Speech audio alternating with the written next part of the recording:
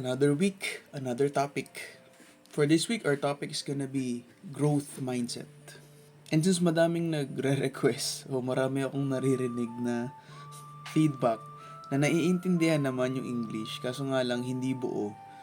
So sayang naman, I hear you and i-incorporate na natin yung Tagalog. Become who you are. Mahirap i-translate to sa Tagalog kasi become who you are maging ikaw kung sino ka man.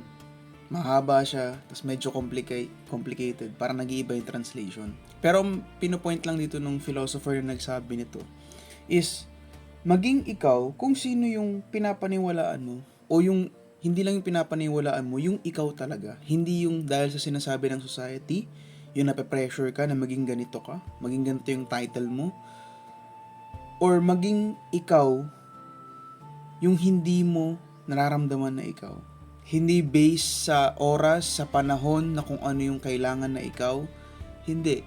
Sa buong buhay natin, maging tayo kung sino man yun. Hindi ibig sabihin ng become who you are, ito yung chillax version mo. Hindi ibig sabihin na ito yung wala kang gagawin. Hindi. Kabaliktaran. Ibig sabihin na ito yung talagang didisiplinahin mo yung sarili mo.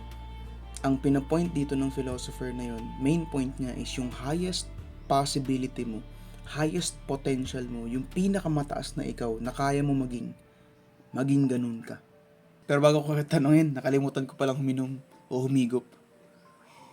Ang personal question ko para sa atin ngayong Monday is, deep down, sino sa tingin mo yung version mo na naniniwala ka kaya mo maging ikaw yun?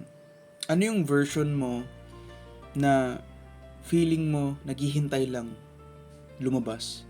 Ano yung skill niya? Ano yung meron siya na tingin mo wala ka ngayon? Pag-usapan natin sa baba. Kagaya na ito sa content creation natin na consistent naman, kailangan din natin mag-grow. Hindi pwedeng kung ano lang yung naisip ko na pure English, ganun na. So, ako ini-embody ko yung growth mindset dito. Sana nakikita nyo yun. Sana nakakatulong to. And I hope nagre-react kayo, nagko-comment kayo para magkaroon tayo ng engagement. Para yung mga maliliit na ganun nakakatulong din para sa akin. And syempre, Monday ngayon. Have a productive and peaceful week ahead. God bless you. Stay wholesome.